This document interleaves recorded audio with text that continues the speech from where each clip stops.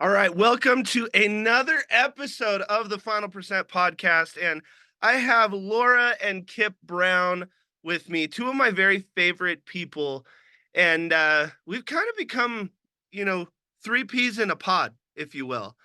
Um, so I've been to a bunch of events, and the biggest thing that I'll say about these people is they are very good at what they do, but they're even better at who they are. And we talk about be before do and then do before have, and really getting to know these people. We're going to end up running events together. We're launching a coaching business together. We're launching a coaching mastermind together. And, I'm just excited. So, just so you guys know, anyone listening to this, anyone watching this, if you're on YouTube, um, Laura actually asked me this before we went live. She said, "Okay, can you just give me a little bit of context on, what we're going to talk about this on the other?" I said, I have never scripted a podcast, so I don't even know what I'm going to say. And and that goes both ways because Laura is like one thing about this woman that I just absolutely love is she's going to give you the honest answer. So it's bi-directional. Bi-directional. I said, "Is there anything that I should stay away from?" They said, "No."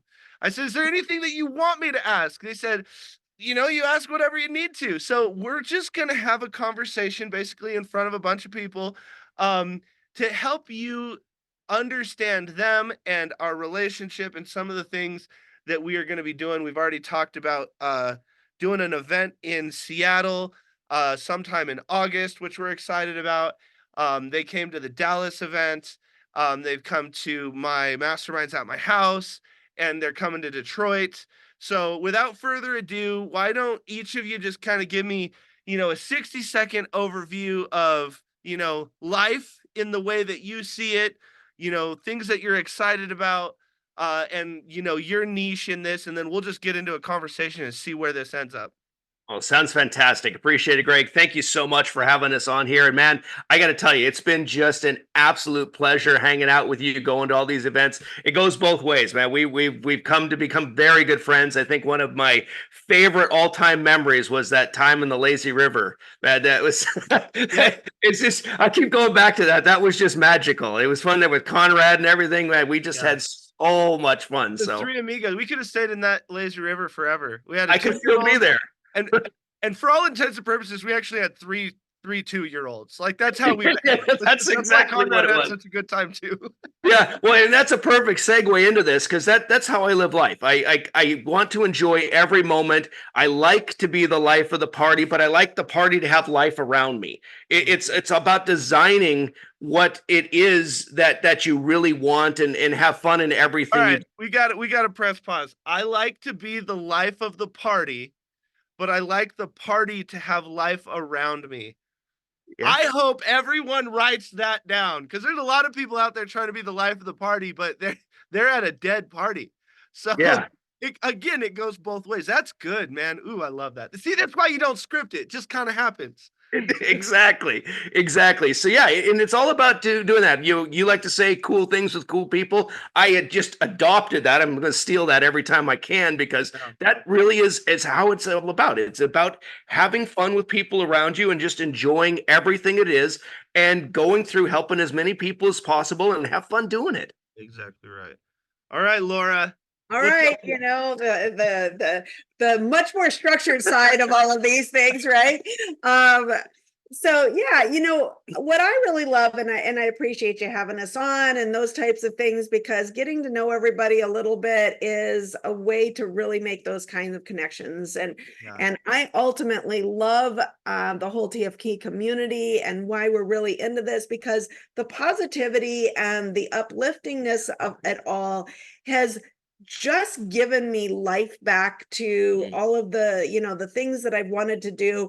And my journey has been, lengthening out type of scenario over the last few years and those types of things. And to always be surrounded every time that I come to our events and be parting of the community to really have that space to grow and to be positive and to see other people that are doing those same things is really a big huge part of really inspires me, and that I also like to give to other people as part of me being part of all of that. So, and what I like to bring to it, and part of what this journey has been for me as being part of TFP and connecting with you and those types of things, is really being able to find that piece of me that I really have always had, but I just didn't know how to connect it in all of the ways. And I didn't have the excitement about it because I didn't realize that it was a thing to be excited about, right? And I'm talking about design. I'm talking about actually, we talk about ourselves being the life design duo. It took stages of going through that process to really dial that in. And for me, I am seeing that there is a lack of ability of people to realize that their environments around them and designing those with purpose and with some intention about having their spaces help them. Okay, so can I say the name? Because I'm so excited about what you do. I want to say the name because if you've listened to my podcast, I talk about how important it is to design your environment. So much so, like where I place my pills in my house so that I'll actually work out. Um, Obviously, I'll just kind of move a little bit. Like I have my bike right there so that I have no excuses. I've got purple everywhere. My environment is incredibly designed, and Lora actually takes this a step further, and this is why I think she's so needed and necessary, very specifically in the world of personal growth, business growth, family growth, community growth. Um, and so she said, like, we're just hanging out, we're talking, kind of going through things, and she said sensational design, but like sense as in your senses, sensational design. And I was like, oh my, I was the emoji that has like the head blowing off. I was like, come on, that is so good, because I think if people, because that's even a step further than what I do, because I try to be efficient and I do a little bit of that, but we can take it to another level. And I think that, you have a unique understanding of the senses and a unique understanding of design and the environment, and then you smash them together. So just kind of walk me through a little bit of just some of your thought processes, some of the things that you like, and talk to me a little bit about this sensational design idea that you had.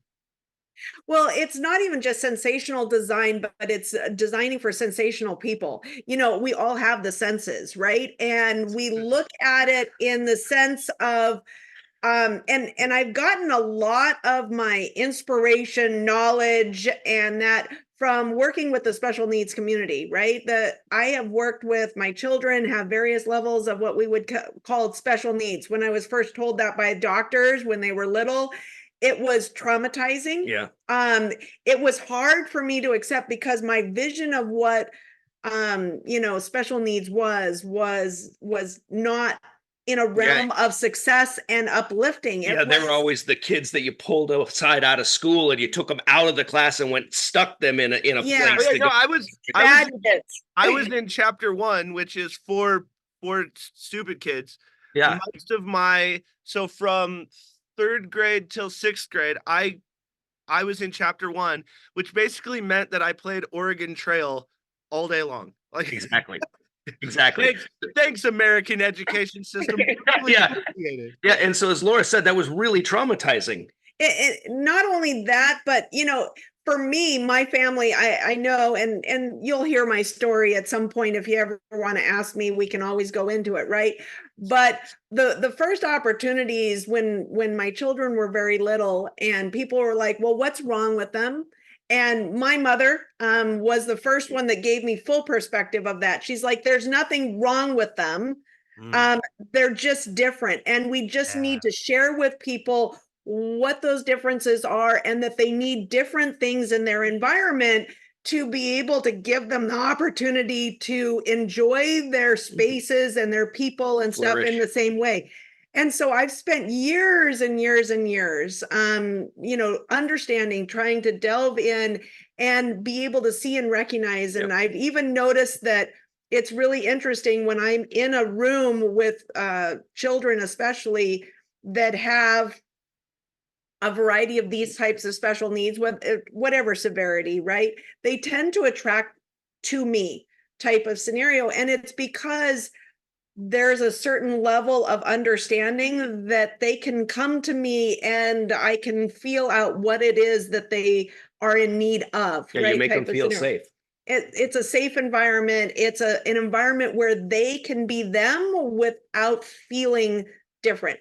And so when I looked at the design part of this, I started doing that with my design very intentionally just in the last probably 8 years or so, because I was trying to coordinate all of these different people in the same environment and to try to make it so that we could all coexist well, and we could all have our spaces that functioned for that right type of scenario. Now, I've experimented. I've played with a lot of things. I've taken my own, when I had my brain tumor diagnosis and surgery here almost 6 years ago, 6 years ago now, I got to experience that on a whole new level. And it was like a science project gone on the extreme, right?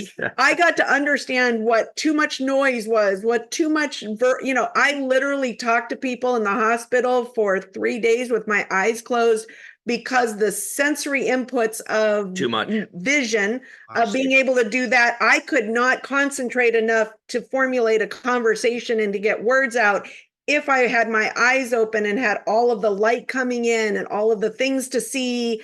Even if the hospital room wasn't, now, just so that everyone understands, and it's so apparent right now that we're going to have Lora back on by herself because she's such a brilliant human. And like, two things that really stuck out to me. She said, "Oh, like, this is how you could tell when people think really big. Oh, in like the last 8 years, I've been developing this." I'm challenging everyone who is listening to this. What are you able to say that I've just been doing? I've just been doing this for like the last 8 years, and you don't, like, most of you are like, I've been doing this for 6 weeks and it's not working. Oh, I've been doing this for 6 months and it's not working. You're talking about someone who is diving in to something for 8 years and is still a student, is still a practitioner, and is still taking her game to the next level. Number two, she just passively was like, and when I had my brain tumor, and and just kept going. So we'll dive into that, but for everyone, just like a quick synopsis. Um, she and I actually just did a speech on the same stage where she was kind of going through life, and people kept telling her, "Well, it's all in your head. It's all in your head. It's all in your." How many times have you heard "it's all in your head"? And when she had this line, and I connected where she was going with it, I was like, "You are so brilliant." So for everyone who doesn't understand, it was like, oh crap, you have like a very real brain tumor, like the size of like a small orange, I think it was like a clementine-ish thing. Not small. Not small. It was this big. Oh, okay, so a grapefruit. Got it. A small grapefruit. A small grapefruit. Yeah. Small grapefruit. Big orange. A small grapefruit's a big orange. So she went through that, and they went from, hey, I think something's wrong, to, oh my God, I know something's wrong, to, holy crap, am I going to live? So we'll go through that. We'll go through that on another time. I think, maybe we even have a sit down in Detroit and unpack, more that is, I'm not going to say all that is Lora, because I don't know if there's enough time left in my life to actually unpack all that is Lora. But just for people out there who don't really know the story and understand who this woman is, what she's been through, what she's accomplished, what she's overcome, like, you stick a freaking small grapefruit in your head and you have to go through the psychological trauma of knowing it's there, going through brain surgery. Like, so when she just casually said brain surgery, like this wasn't like cosmetic. Maybe there's like the thing that's like the size of a marble in there. It's like, hey, we're gonna have to take out this grapefruit really quick. And then you're gonna have to relearn how to do everything. So when she's saying she understood sensory input at a completely different level, she's not kidding. So we'll go more into that. Right now we're going to talk a little bit about, our events and the different things, but she said it so casually. Number one, how many of you listening can say that you've done anything for 8 years? And like that's a consistent human. And then number two, when she when she casually said brain surgery, I need everyone to understand like this is not like, and it's weird to say because we know it's serious. This is not your everyday brain surgery. Like this is, oh my God, like what happened? So we'll unpack that a little bit later, but I just wanted to make sure that people had a little more context so that they understand like we're legitimately dealing with a superhero while she's talking. So, had to add my 33 cents, which I think we all knew I was going to do anyway. Yeah. But yeah, just start over. And Steve. But yeah, just so more about like you're sitting there, the doctors are talking, and you're kind of reprogramming your brain on what even sensory input is.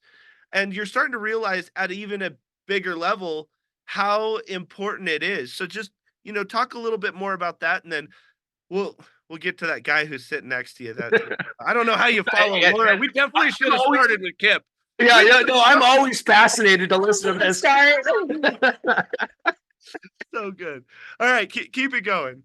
So yeah, the importance of sensory is really that we experience our world with all of our five senses. And it really is that. And the spaces that you're in can be there, all of those elements can be utilized to really help you uplift that. And so we're going to dive into just a small piece of it to begin with, right? Because it is a big subject. It's not a subject that you just, casually walk by and say something and then you just got it, right? Type of scenario. So we're going to jump into a specific piece of it in Detroit. I'm excited to start that conversation because it is a conversation that people often find challenging, and the enlightenment with it, and it's very personal. There is not a one size fits all. And that's what so much has been out there. It's like, oh, you should do your color in this color, or you should do, you should paint this color. And then people say, this is my favorite color. And then they go do it. And then they're like, but I don't like it, type of scenario. And so there is a whole different science actually behind it, but the science is very art level. Like there isn't a hard, one versus the other.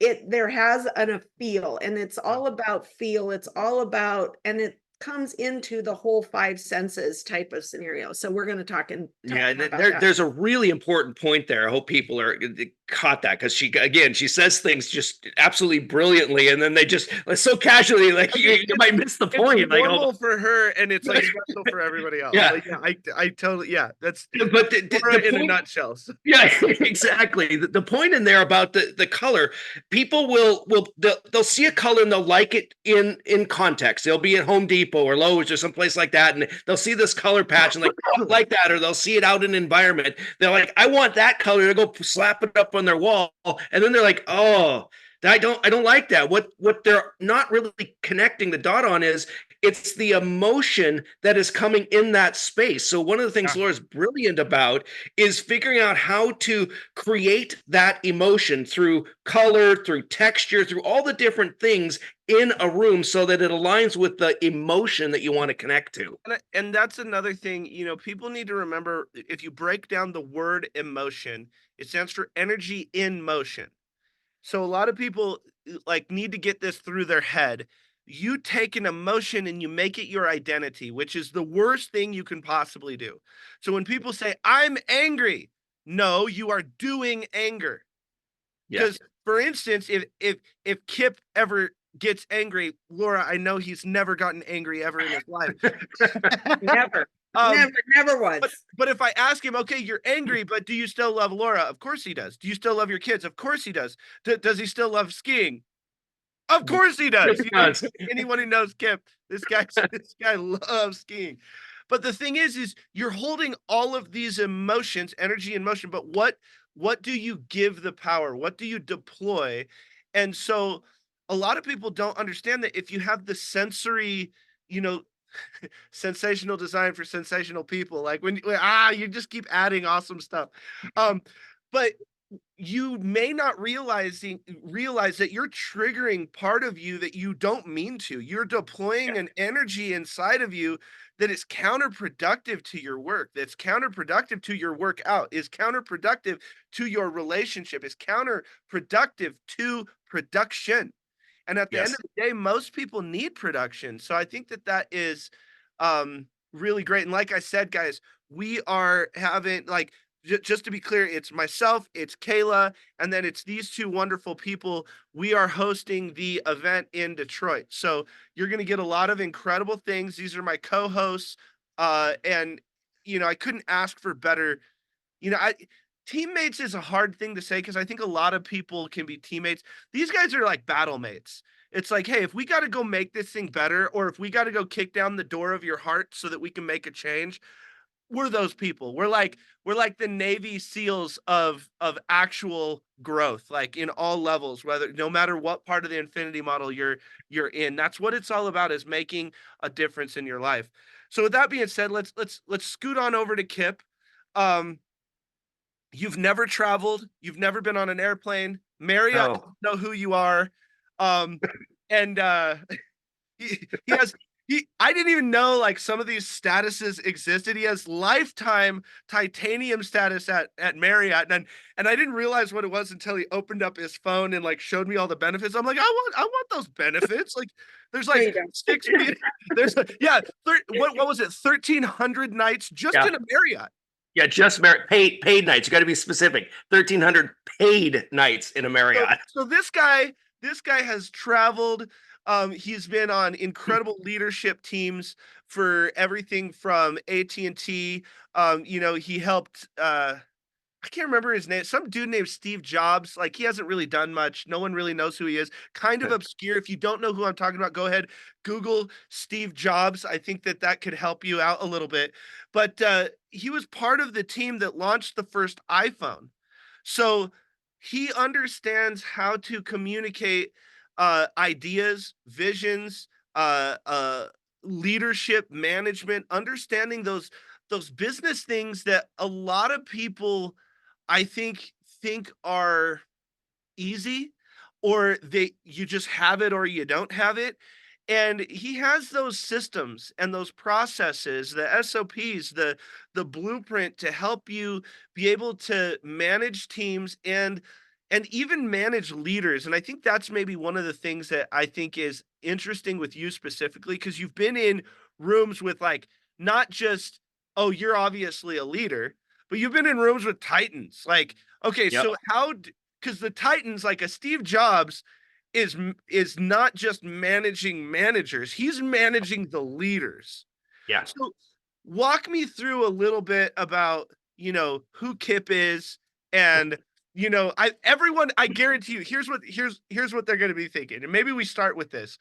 What is it like working around with understanding the standards that Steve Jobs brings to the table? Because I guarantee Oh my goodness. you know what? Actually, you know what we're going to do? We're going to let you talk about who you are. We're going to do that at the end. We're going to carrot this thing so that people actually get to the end of this podcast. You have to listen to the whole thing if you want to know more about Steve Jobs. And I'm just going to bring it up randomly so you can't just fast forward to the end, because I want you guys, anyone listening to this, to actually know these people because they're so incredible. So, Kip, tell me a little bit about, who you are, what you do, leadership management, what it means to you. Take it away. Awesome. I appreciate that. Yeah, no, we'll definitely get to that because, man, that there are some stories. Again, I don't know if there's enough time in our lifetime to go over all of them, but we're going to certainly try over time.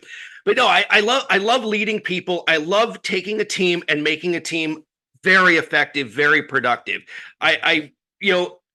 it's always weird to kind of talk about yourself and say some of the things you did and that. But one of the superpowers, if you will, that I've had over the years is taking a team of people and getting them to accomplish more than what they thought they could do. That's so good. And there's some real secrets to this. That there's some real tricks of the trade that can be duplicated. People can implement these strategies right away. And so I'm super excited about Detroit because we're going to talk a lot about them. There's a bunch of things that define what a real leader is. Yeah. And I'm not talking about somebody that is just sort of dictating ways to do things. A real leader inspires their team to do it, and that's what I did throughout the years. Whether it's from it's interesting. I just looked this up yesterday. There are $6 trillion companies in the world today that are publicly traded and known. I've designed software for 4 of them, which is kind of cool. I'm glad you're on our team. I want to be number 7. Number 7. Yeah, exactly. We're going to be the world's first $1 trillion personal growth company. I love it. Yes. And that's the goal. See, now we're setting some goals. And really, when you get down to some of the key things about inspiring team members, it really comes down to empowerment. There are so many ways to empower people before you. And it's not just giving money. I actually think that's the worst motivator on the planet, is just giving people a raise. We can go into lots of stories and lots of reasons why I believe that, but it's figuring out how do you inspire and empower your team members and people that work for you to see the vision, to see the goal, to see how their role in life fits into getting that goal achieved. And when you can make that connection for people, that's when magic starts to happen. I made that mistake with, honestly, so many people. I had a couple people who, I ended up paying all their bills, adding on to the phone plan, letting them live with me, different things like that. And it created kind of this, I thought I was helping, but it created this weird kind of subordinate, Yep. And we never clicked after that. Like, people, you have to empower people. And so when we're talking about leadership and your first thing out of your mouth is empowerment, most people are in manager mode and they try to manage people. Yep. And they're not leading them. So it's like, let me manage your finances. Let me manage your living situation. Let me help you with a car. And then I'm going to do this and I'll protect you. But that doesn't empower them in any way. I have made that mistake. I can think of 3 times, very specifically, 4 times actually, very specifically, over me leading companies that I've done that. It did not work out well in any of the 4 times. That's correct. And people want their own stuff. It's kind of like Jim Rohn interviewed all of these really famous women who had kind of broken through America's glass ceiling. And he asked this, she's in the top, I can't remember who it was. Listen to Jim Rohn or Google it. I'm sure you can find out who it was. But she was in like the top 50 CEOs, I think, maybe 100 CEOs. And he said, okay, so you became like this high-powered CEO. And this is back when Jim Rohn was in the heyday. So like this is way worse than it is right now, and it's still pretty bad right now. And he asked, how did you do it? And she said, it's very simple. I met my husband in college. We got together. I kind of chose the stay-at-home mom route. And one day I really needed $20. So I went up to my husband. I said, hey, can I have $20? And he looked at me and he said, what for? And she said, I made a decision at that moment. I'm never going to have to ask him for another thing. And she said, and now let's just say that he might need to ask for the $20 because she's a little bit further. They didn't break up. They did this, but it's just how, like, he didn't empower her. And that's why, like, just so everyone knows my view on this, I don't care what you think you need to protect. I do not believe in separate bank accounts if you're married. I don't. It just sounds crazy to me. Like, you have your money, I have my money. No, we got our money. Yes. I'll tell you right now, not all the time can Kayla step into my shoes and like go hit a stage or do this, that, and the other. Um, so by the optics on the outside looking in, I win a lot of bread for the family. I do. Um, I can also say that I have the easy job. Like, I love the thing where it says, I can't remember, but like, and with the backwards thing on the thing on the Zoom, you're probably not going to see it. But if you're listening to this on the podcast, go to the YouTube so you can see. But it says, the man's job is, it's like 9 to 5, 9 to 5, 9 to 5, and they're doing the clock thing, and then they're like, and then a mom's job, All the yeah, forever. and they're just like going through the whole thing. I'm like, that is so true because Kayla, if Conrad wakes up an hour and a half early, especially if I'm on the road, well, I mean, she has to get up too. If he's hungry, if he makes a mess, and then it doesn't stop until he goes to bed, which he hates going to bed. So it's Yeah. like, I mean, I had but the thing is, it's not my money. It's not her money. It is our money. Like Yeah. we got to figure this out. And there's a Yeah, lot. What's that? I've made that mistake too, Matt. Oh, I tell you, the first time Laura really wanted to venture out and kind of get the entrepreneur spirit and start her own business again and come out of, we'll call it mom mode, because she'd been a stay-at-home mom for 15 years. And if you want some insight into how much I traveled, she was introducing herself as a married single mother of 3. I mean, that just that point drives home. I mean, you hear a little bit more about our story. There's actually some not so great moments with that when you really get down to it. But what I was can imagine. like the realization that my family had learned to live a life without me. I mean, that one stung. Yeah. See, That one stung. well, and I think part of the empowerment and the, self-actualization, if you will, is being able to say that kind of stuff out loud. Oh yeah, You gotta be like, man, I could have made different decisions, but I didn't. So I'm just gonna own that. But now I can make the different right. decisions. So let's talk a little bit about let's go over to Dallas really quick. What was each of your favorite part of Dallas? Oh boy. I mean, the moment of the totality was absolutely special, and we've obviously connected from the story how the final percent came into being, and I was thinking back. I actually remember back when the totality went through Missoula, Montana, where I grew up. I was 5 when that Oh, happened, and I remember it vividly out in the yard with the glasses on that my father made, and then we did also with the box that you put over your head and you like see the pinpoint, yep. you see the reflection going through. So we did all that kind of stuff, and I remember that, and I remember it being magical then, and it was every bit as magical in Dallas. But that wasn't the moment that really struck me. The moment that struck me is when we were around in our group, and we had such a great group of people there, just some incredible business leaders, incredible parents, incredible humans out there with so much diversity and knowledge and talent there. I was looking around the room, and we had just come back from that Aspire tour, which was incredible. Like we were out there in Denver in the to see the Aspire and see 3,000 plus people there, and how they lit up that stage was just incredible.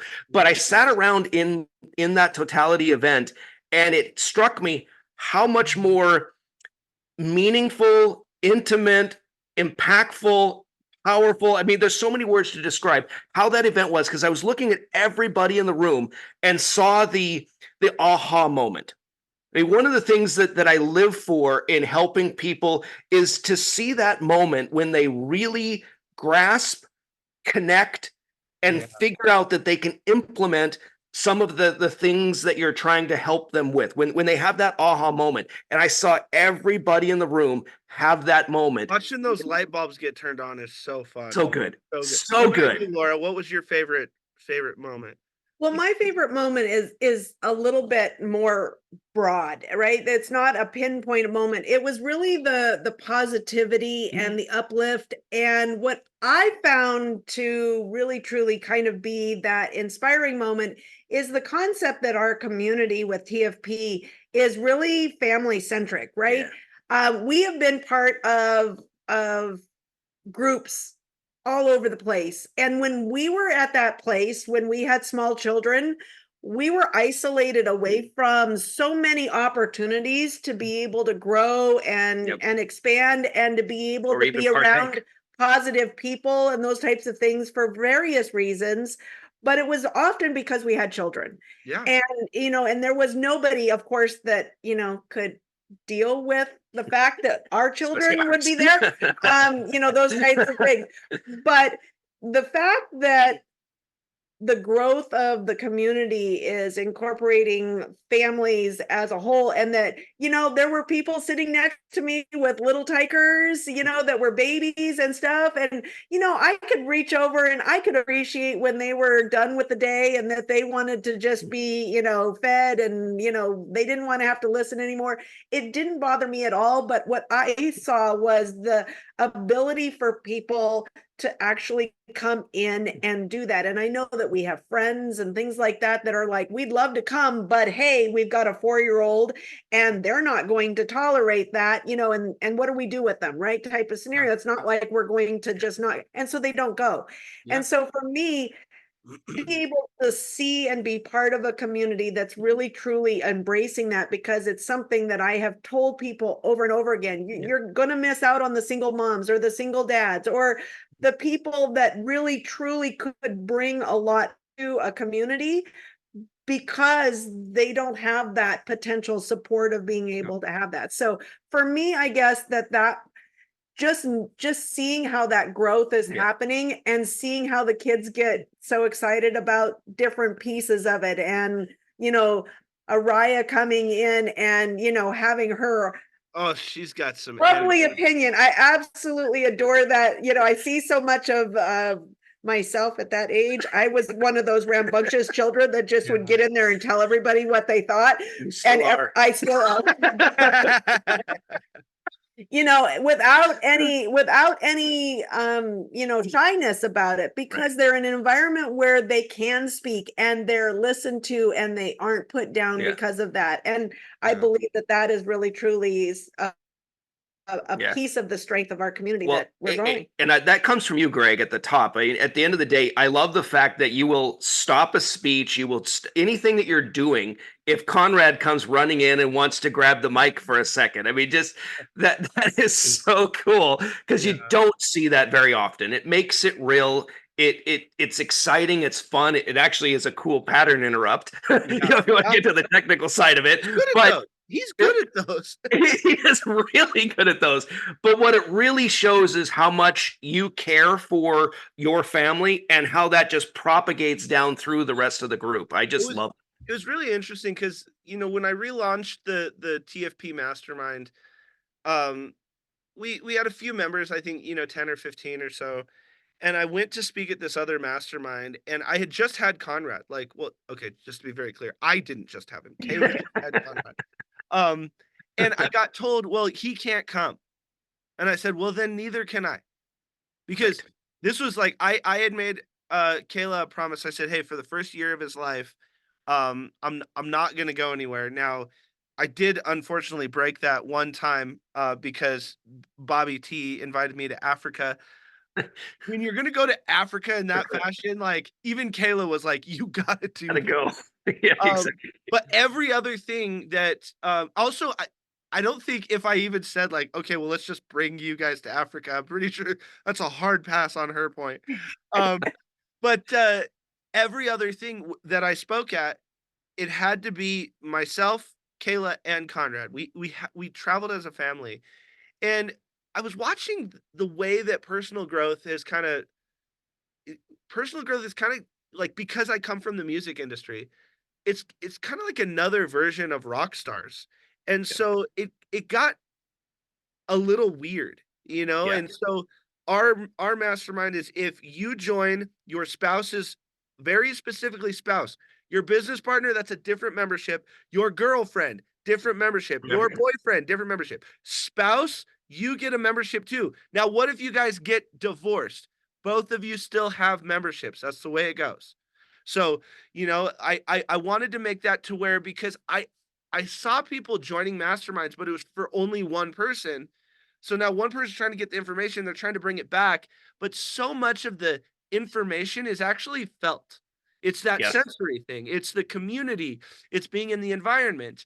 And so we need to promote bringing people together so that families grow together, not apart. Because you have one, especially if there's no kids, you have one go, come back, and now it's like, okay, well, yeah, you did all that stuff. Sounds great. So what? Like now I'm just kind of mad because I actually just think you just took a vacation. Now you had kids, one leaves, one has to take care of the kids, and then what now there's cynicism or resentment that gets so Yep. we wanted to make it so we have childcare at our events. I went out and bought like $1,200 worth of toys in Dallas. Um and so now I've gotten with you guys, my wife, Dr. Eileen Gallagher, and we said, okay, we really like this model because the totality goes from it's a 2.5 day event, starts with community, then goes into personal growth, then business growth, vitality growth, ends with community so that we can bookend with all of us being together. But you can more clearly identify what pillar do you need to work on. But what we did is we said, okay, Dallas went well. That was the first type of that event that we've done. And then someone was just like, when are you going to come closer to Canada? When are you going to this? I said, okay, well, if I do an event in Detroit, like, what will people actually show up to you? So we kind of, you know, we're planting seeds and seeing, does this make sense? Well, it turns out now Detroit's going to actually have more people than Dallas. So we're gonna have more people. I think, if you include kids and staff, we're over 50 right now. Um, I think we've got either 2 or 4 more actual tickets. So if anyone listening to this wants to come, definitely grab your ticket. But it's all about, like they said, the community, the way that we come together, and just bouncing ideas off of each other. And trying to make it better than it was last time. And one of the things I ask people all the time is, do you do the work? It's like, do you want a better marriage? Okay, just ask yourself, do you do the work? You want a better Mhm. body? Do you do the work? You want to be a better speaker? Do you do the work? Do you want to be a better parent? Do you do the work? It's not hard just because you already know the answer. Do you do the work? No, I don't. Okay, well, then shut up. Like, just shut up. Either shut up or go do the work. Those are your options. But stop Yeah. complaining. We don't need that.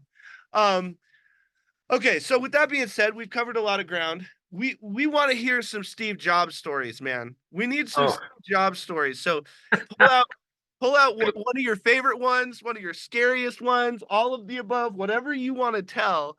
Let us know, what is it like to work with someone who gets mentioned in the same breaths as, a Bill Gates or even an Einstein. Like a lot of people, I've asked a lot of people, if you could have lunch or dinner or sit down with one person, dead or alive, who would it be?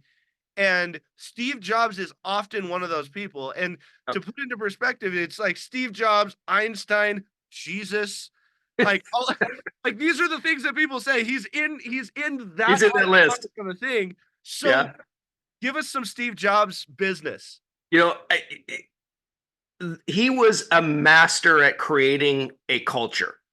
Steve Jobs always said that if you want it, you can't really compete on price. You're going to lose. Somebody is always going to be able to figure out how to do it cheaper than you at that point in time. So you have to stop competing that way. So you have to start competing on service. But he had a really unique take on service. When you look at the iPhone, I mean, back in the day, it was one button, Yeah. and now there's no buttons. Yep. It is the easy. I gave it to my mother because I got tired of having to fight with all these different things and trying to help her teach the phone.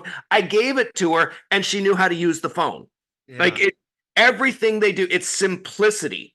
Yeah. And so to talk to him, you had to understand how to bring value. So I'll give a couple pieces of advice here, just as a tickler for what we like to talk about. One is you cannot be intimidated talking to people. He was a human, just like, I, like he was a normal person in that regard. He just happened to have a lot of power, happened to be visionary, and happened to have a real strong opinion about how things needed to be done. Really strong opinion. That's probably an understatement. Yes, that is. And so you can't be intimidated or scared when you talk to people like that. You've got to be confident in what you are bringing to the table in value. because he only knows what he knows. He doesn't know everything that you know, and so you can bring value to people like that. So that would be first and foremost. The second one is it needed to be short, to the point. He didn't really like you to just go off and tell a bunch of stories and that kind of Oh stuff. man, I would have pissed him off. Yeah, the power of conversation that you did. I loved that training that we did together, and I love how you tell a story with all of the different. You call them the 4 C's. But if you did that with Steve Jobs, you wouldn't have made it through C1. He's like, I want the last C. Let's rock and That's roll. right. Yeah. And so you had to be really precise and succinct in what your message was in there, and simple. His cornerstone that he's built the entire company around Apple on is being simple. Keep it as simple as possible. So how we sold the design, because to put it in context, what I designed was the startup sequence for the phones itself. So how, when you first initially get that device, you turn it on and you go through the whole setup of your account, all of the features and functions that you wanted for your account, and how do you start to get billed by the carriers for having the iPhone. So that whole sequence in there. And it had to be really simple. So I went to Steve and it's like, okay, you're going to do 4 things. You're going to select your phone, you're going to select your rate plan, you're going to select your features, and you're going to enter your billing information, and you're done. It's 4 steps that you go boom, boom, boom, boom, done. It's by far and away the simplest buy flow you'll ever see for a complicated device like this. And that's how we did it. But one of my favorite stories of him, the culture clash between AT&T and Apple was just unbelievable, because AT&T back in the day, they were still out there in Dallas and Atlanta. They were in there with their suits and their jackets and everything, and we're in the auditorium in Cupertino, California, at Apple's old headquarters there. And there's maybe 1,400 people up there. And, Steve's on there, the CEO of AT&T at the time, Ed Whitaker, was there. And I have to give a presentation on how we're going to do all of this fun stuff in there. So I was part of the agenda for this, which is really kind of cool. That is cool. Very intimidating. But half the auditorium was sitting there in suits and ties, and the other half were in flip-flops and jeans and T-shirts on there. And then here's the company I worked for. We were contracted with AT&T at the time. We're like 5 people, and we're sitting in the middle between 1,000 people and 1,000 people. Oh, I was like, oh, this is interesting. I'm looking around going, oh boy, this is gonna be fun. And so Steve Jobs gets up and he starts talking about the iPhone and how this partnership with AT&T is just going to revolutionize the world. And he invites Ed Whitaker out on the stage, and Ed Whitaker walks out, and this guy was old school. Like, I'm talking, when I say it was a 3-piece suit and he had his hat on, like his cowboy hat kind of thing. Like he was old school. And Steve starts talking and introducing, saying what a great partnership. And he stops mid-speech. And he looks at him. He's like, oh no. You're at Apple. We don't do that at Apple. Walked off stage, grabbed a pair of scissors, walked out and cut $1,000 tie off of and threw it. He's like, we don't wear ties.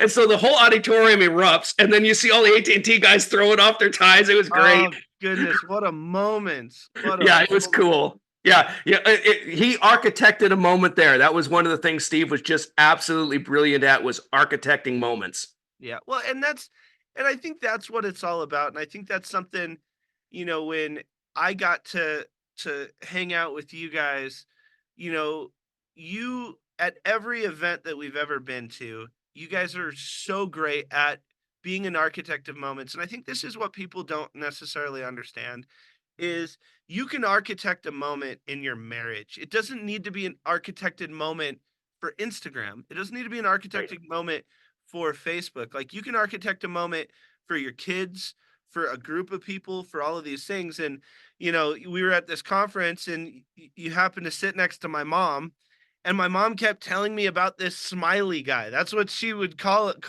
Kip. And so, we've just kind of been inseparable ever since. We're both coaches, a lot of synergy. Their coaching practice was called Trifecta, and it had an infinity thing in it. And then we have the Infinity Club. So there's a lot of things, synergistic things, and things that are in harmony when we started chatting about, where can we take this? What does what does an exponential relationship look like? And, we've definitely found it here. And that's why I love speaking with them. I love coaching with them. When I was talking to Dan Fleischman, he asked me, he said, help me understand your infinity club. It is a mastermind. It's not a mastermind. I said, well, it started out a mastermind. It's not this, that, and the other. And so he's saying, well, what do most people end up asking you? How do you, and I said, well, now it's either biz dev stuff. For anyone who doesn't know what that means, business development, or it's actually more, I'd say 80%. How do I get on stage? How do I build a coaching practice? How do I do this? So we are launching another mastermind and obviously we're going to do many masterminds that are niche down to help people, but this is going to be the first one. And I'm doing it with Kip and Laura. They're going to be running point on it. I'm definitely very much involved, but this is something to get more focused and be run more traditionally, but they were a logical step and something that is incredibly, like what Laura said at the beginning of this. 8 years I've been doing this. Just like these are people with tenure, with focus, with intensity, and they have experience. They've been in the operating room, which we'll definitely get into. They've been in the room with freaking Steve Jobs. They've launched products that changed the world. And you brought, yeah, your kiddos to the Dallas event, and tell her I said Two this. of them. um, and it wasn't a situation to where it's like, oh, your kids are here, and it wasn't like they just went and played with all the other kids. I mean, they're a little older than all the other kids, so they probably wouldn't have done that anyway. But they didn't just stay in their room and watch TV. They participated and they had fun, and getting on the microphone and saying, "Hey, here's how I think of my dad. Here's what Mama's got going on." Like they play life full out, and I think that's the thing that we do is we create these moments where people can actually have breakthroughs. And one of the things that I think we want to help equip people with is not every breakthrough has to come from a breakdown. Yep. You can be in a positive environment and choose to be better than you were yesterday. Yep. You can be uplifted. You can have those people around you, and bringing the families together and going cool things with cool people is important. And the more experience you have is when you have those hard things happen, you have the hard people to go through them with because you have tenure, you have relatability, you have people who know you. I know that at a moment's notice, I can call either one of these people and they're going to have my back. Not not because they think that they owe me something, and not because it's a sense of obligation. It's just that's who they are. It's not something they do, it's who they are, and that's, bringing it full circle, what it's all about, and leading from the front by example. Um, so with that being said, May 31st, June 1st, June 2nd, we're gonna be in Detroit. These two wonderful people are gonna be hosting with me and my wife. They're gonna be speaking, they're gonna be, available to kind of take the next step. We're in the process of launching this new mastermind. So if you guys are interested in seeing what that looks like and you want to be involved with that, please let them know, me know, my team know, whatever we can do to help you get on stage, launch your own mastermind, launch your own practice, whatever it is. We're going to have a group of people that I think can do it at the best level, because it's not from a one size fits all. It's not from a guru mentality. I mean, we've got some people that are fantastic. And the great thing is, there's multiple times where already, just so you guys know, I have already disagreed with Kip. I have already disagreed with Laura. They've disagreed with me. And we did this weird thing called talk about it. And we did this weird thing called get to tomorrow. And the thing is you need multiple points of view. You need the multiple points of expertise, perspective. I think it's the game changer. So with that being said, thank you guys so much for being on the podcast. And I think it's what we do is we'll have Laura come on, because man, we gotta build one of these oil derricks and drill down on her story. We got to do it with Kip as well. Get you, and then I say we do another podcast after we have both of you guys together again, just so people can really get to know you guys, because you're needed, you're necessary. Thank you for who you are, what you do, and I'm looking forward to Detroit. Any comments, question, concerns, anything you guys want to add? I wouldn't say concern other than come to Detroit if you haven't got your ticket yet. Snatch up one of those last remaining couples there. That's really important. It's about designing the life that you want, and I really think that starts with community. At the end of the day, you've got to surround yourself with people that will uplift you, people that will inspire you, whether that's a leader, whether that's a colleague, whether that's a friend. You find the people that will help you see in yourself what you're capable of, because we're capable of so much more than you realize. And that's the goal. That's the part that really excites me, is to again see that light bulb go off, or that aha moment. And it starts with getting in the room. You got to show up. You've got to show up. All right, Lora, you got any words of wisdom? It's exciting. It's going to be fun. You've got to be there to really see how everyone cares and how you can be a part of something more than yourself. So come to Detroit. Yeah. Right? You got to be there. Yeah. Right? I'm just saying, a small little tickler. You got to be hungry when you come to my speech. Yeah. Leave it at that. There we go. And then, the last thing is, and this is something that, needs to be immortalized. It's going to last forever. Kip, I love you more. Lora, I love you more. Well, we will accept it. Awesome, Greg. Really appreciate everything you do, man. It's been just an absolute pleasure. We are so thrilled to be part of the Final Percent group, and knowing you and Kayla. It's awesome. Hey, we're just getting started. All right, guys. See you in Detroit.